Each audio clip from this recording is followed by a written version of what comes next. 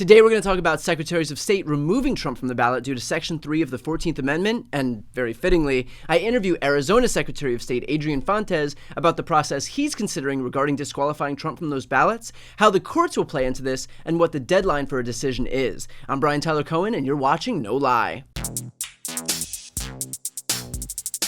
So obviously, Donald Trump's criminal trials have been sucking up most of the oxygen, but now the issue of Trump being disqualified from the ballot is also elbowing its way into the spotlight. So I'm going to talk about a little bit of the process for disqualification, although not too much because my interview today is literally with a Secretary of State, and he's a much better authority on this than I am. But I mostly want to focus on whether it's a good idea to take this route.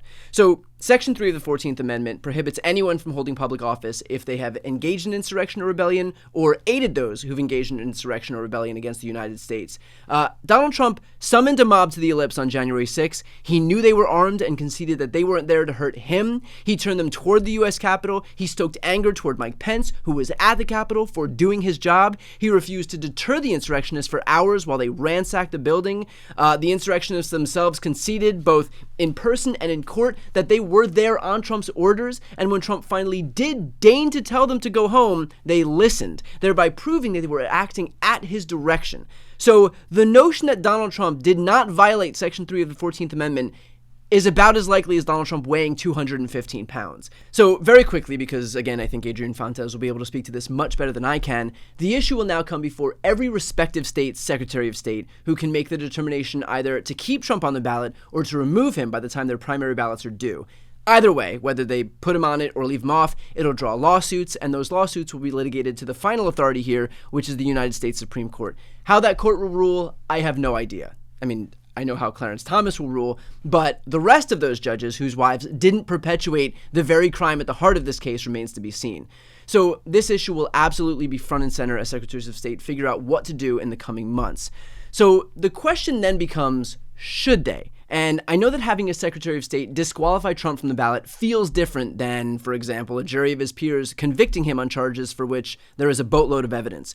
And that at first glance, it probably has an anti-democratic feel because this is based on the Constitution, and everything in the Constitution is up to interpretation, and interpretations tend to vary based on what side of the aisle you're on. But there are two reasons why I think the answer is yes, they should disqualify him from the ballot. The first is that he engaged and aided those who engaged in insurrection. Again, I listed at the top a raft of examples, from summoning his supporters to the ellipse, to telling them to march to the Capitol, knowing they were armed, to turning their focus onto Mike Pence to do something that he has no legal basis to do. And so the Constitution is clear, and the events surrounding January 6th are clear. That's the whole ballgame. And if we're going to not enforce the Constitution because we're worried that the right is going to cry foul, then we can never enforce any laws because guess what? They're going to cry foul regardless. Like, I remember losing my mind over Merrick Garland pussyfooting around this whole investigation in the beginning because he was so worried about the optics of looking politicized. Here's the thing. Not prosecuting someone because you're worried about the optics of looking politicized is also politicizing it. And the same applies here. If Secretaries of State pick and choose when to enforce the Constitution because of optics, then they are doing the exact thing that they're trying to hedge against. So the only responsible move here is for those Secretaries of State to do their jobs and enforce the Constitution regardless of the blowback. Because remember, it is not their fault that Trump is in this position. No one forced Donald Trump to incite that mob to violence. No one forced him to send them to the Capitol. No one forced him to sic them on Mike Pence. That was all him. So if these Trump acolytes are looking for someone to blame in all of this, they might want to start with the guy who landed himself in this position. And here's the second reason that these Secretaries of State should disqualify Trump, because it'll be taken up by the Supreme Court anyway. The stakes aren't that high because the final decision will rest with the highest court. So at this point, there's no reason not to enforce the Constitution and disqualify him from the ballot. If they needed a permission structure to be able to make a hard call, there's nothing more helpful than knowing that at the end of the day, the onus isn't on any of them to give a definitive answer to this question anyway. So with that said, here's a preview of my interview with Arizona Secretary of State Adrian Fontes. So the question of whether Donald Trump will be disqualified from state ballots in 2024 is a main focus across the country right now.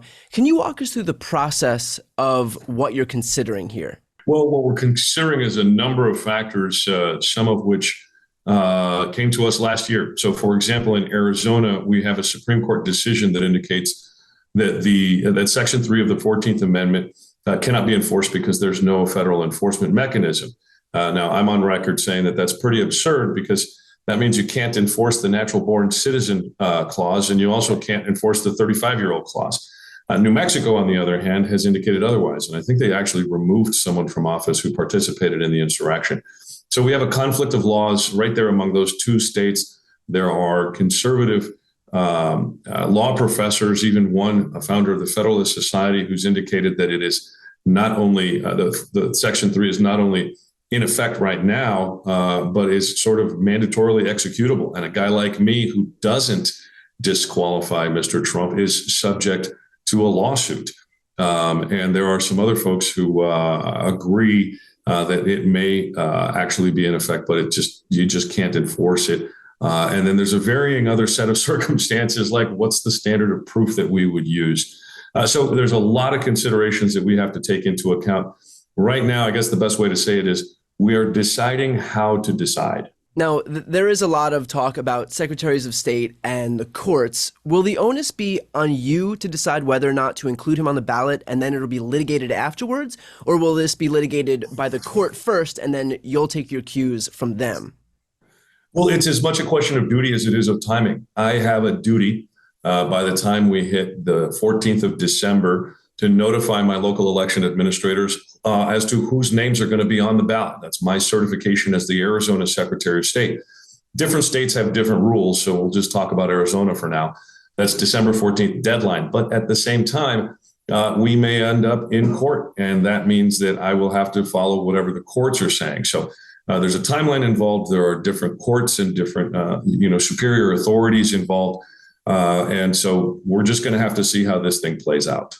I know that you're going to be doing a lot of listening here, but you're also an expert in this area. So based on your knowledge of Section 3 of the 14th Amendment and what it says about the eligibility of someone who engages in or aids someone who engages in an insurrection, do you think that Donald Trump is qualified to appear on the ballot in 2024? Well, I could give you a quick answer, but that wouldn't do it justice. So let's run through a quick analysis here. Now, what we have is a federal grand jury in one of the January 6th cases and a state grand jury in Georgia. Both of them have determined by a legal standard called probable cause that there's enough evidence to go ahead and try Mr. Trump and others for criminal liability for having participated in the insurrection on January the 6th. So there is some competent authority under judicial supervision that has already made the determination that is probable cause. That's a legal standard that's more likely than not. Now, that's higher than preponderance of the evidence, but it's also lower than two other standards, clear and convincing evidence, and then the highest one in order to meet criminal culpability beyond a reasonable doubt. So you've got four pretty well-known, and it's not all of the legal standards, but we'll stick to those four for now. We really don't know which legal standard is supposed to apply to this particular test. And that's really the question where we're at right now. If it is merely by a preponderance of the evidence, which is a lower burden than has already been met by a state and the federal grand jury, then the answer becomes much more easy. If it's clear and convincing evidence, then it's a higher burden than either of those grand juries met. So we're in a space right now where we've got to figure out what test to apply to the facts that we know. That's the question that we're at right now. So the answer to your question, whether or not he's eligible, really lies on which test we use to determine that question. To watch the full interview with Adrian Fontes, click the thumbnail right here on the screen or check out the interviews playlist on my YouTube channel. You can also click the link on the screen to listen to the audio version of this episode. And finally, to see more of my content, click the link to subscribe on the screen as well.